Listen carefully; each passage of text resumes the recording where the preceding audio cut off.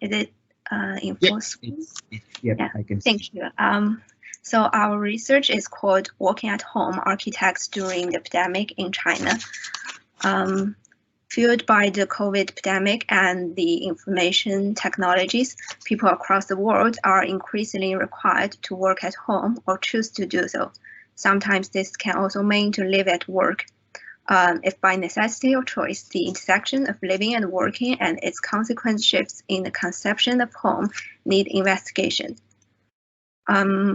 Architects have a long tradition of combining dwelling and workplace, long before the public health crisis and the information age. The development of many successful architectural practices shows a similar progression from kitchen table to rented office. Given architects' professional expertise of spatial organization, the design of home and live environments, they are uniquely placed to offer an informed perspective on the relationships between domestic and working life.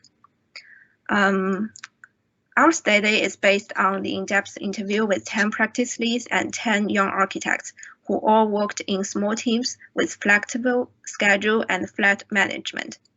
The study analyzes the ambiguity and the diversity of architects' live-work scenarios at home as a way of exploring how it challenges and expands the generic understanding of public and private spheres at home. Our shift attention from the conventional architectural focuses on space and object to the process of production of spatial and social relations is crucial, because only then can we begin to disarticulate the idea of home from the ideas of stasis and privacy, and present a more open, permeable, social, and dynamic concept of home. Well, a total of 10 architects' homes were diagrammed and analyzed. I will quickly flip through the diagrams. Well, our research is based on those drawings. I suggest that applying the authority of architectural drawing conventions to the everyday space object practices emphasizes their importance as sites of spatial studies. The specificity of the drawings, the character density of choices of inhabitation overlaid over the typical standard domestic floor plan yields an understanding of the territorialization process and the shift in the way our home is conceived.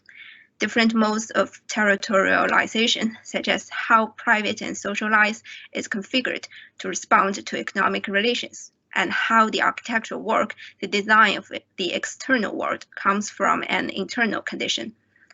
Second, the domestic and the social practices, as well as culture of inhabitation, were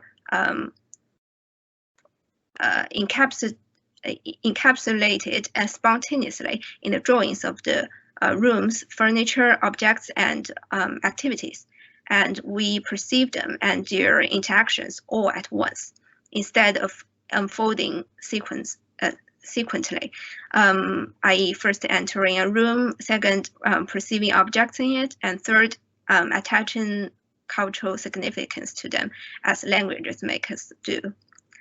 Furthermore, John Berger and Tim Ingold have all argued for the importance of recognizing the spatial practices as ephemeral and temporal practices, and drawings have the ability to respond to this fleeting nature directly, as drawings can map an encounter and remain open to the changing present, because another line could always be added. In all those dwelling units, and commercialized and homogeneous typology can be observed, but the fixed layout does not frame the order of their everyday living, and we can find the use scenarios to be diverse and ambiguous. Those diagrams all show blurred personal and collective space, mixed territory of live and work. So the following section, I will illustrate how the blurred public and private spheres have changed our general understanding of home. The first case is a minimal dwelling. The young architect lived alone in this university dorm. Although living in collective housing, he kept an automized lifestyle. He worked and socialized online all day without leaving his room, and rarely used the shared space in the neighborhood. We then investigated his body movement. The body movement. The first level is his activities in the room, with most of the day spent sitting at a desk. Therefore, sitting was taken as an example to observe. He performed a variety of activities while sitting, including clicking the mouse to draw architectural plans and communicating with colleagues, eating at his work desk, etc. At last, we look at the trajectory of his fingers moving the mouse or sliding across the phone screen and find that it is related to the larger scale movement and the interactions in the urban space. The network in physical space was recreated in virtual space, and we can observe a certain continuity between interior and exterior, public and private. For instance, the online work meeting, many interviewees mentioned that they have redecorated their home in order to set the interior suitable for public display. And the domestic space is transformed into a deprived and de-individualized space and helps to construct our identity in the public sphere. The related situation also happens when we post our life via social platform, which present a certain degree of individual publicity. So we argue that in extreme cases where the public sphere in the urban space almost collapsed, for example, during the quarantine time of the pandemic, the home is more than just the last refugee isolation or an end node of the information and material flows based on new technologies, but a crucial and indispensable part of the public sphere, i.e. as a mediator that both kept people apart and brought them together. And physical separation is a necessity for virtual gathering.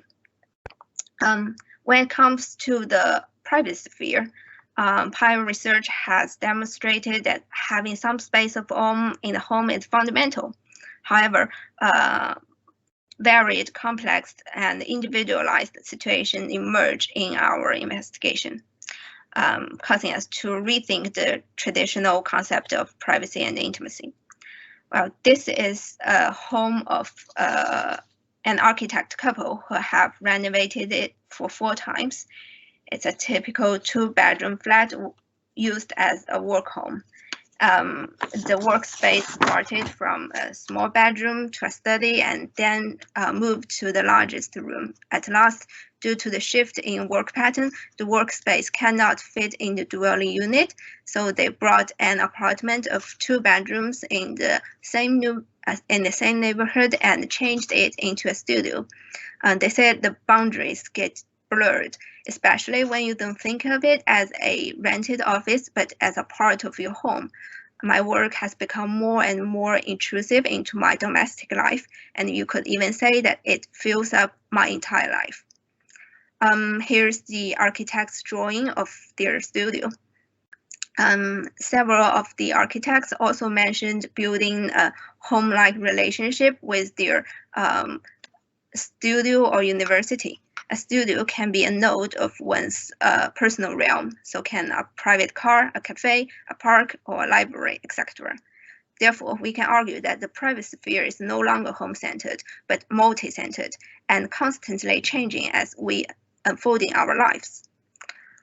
Lastly, we observe two opposite situations in the following cases, showing that privacy is not only achieved in physical spaces, but more importantly in virtual spaces, and the two are often overlapped with each other. In this case, the young couple have a strong need for privacy and personal territory. So they work, ate, and entertained separately in two identical units. As we can see in the diagram, the circulation and physical territory of the two are almost separate. In the other case, the interviewee's view of the privacy is completely different from the previous one. They worked and lived in this apartment with a living room and bedroom altogether.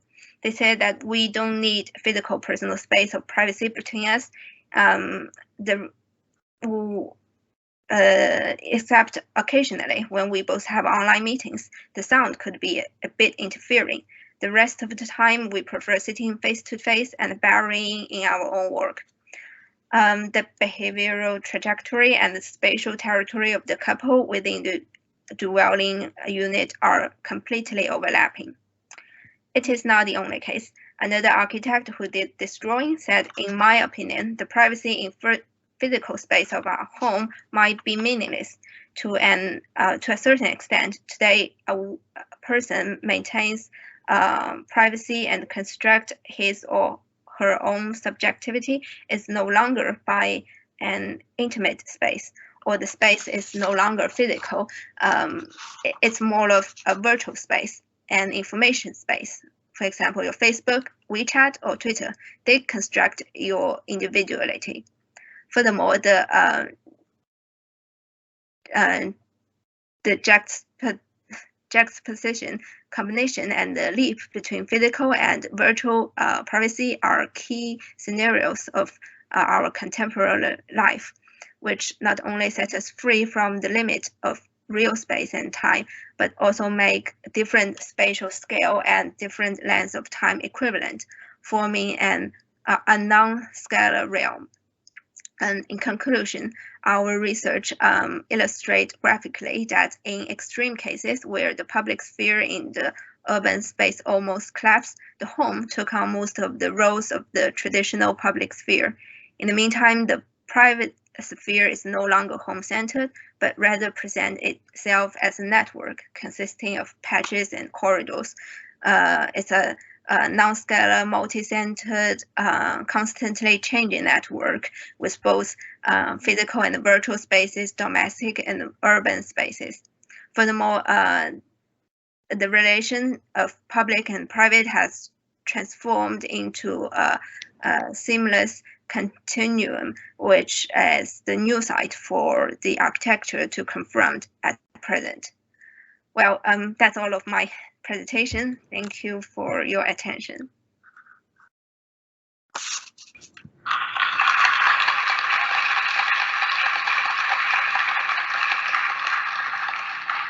Interesting talk, Yi. I have Ling posted a question there, which I have a similar question, but at the same time we will be discussing that later in the discussion.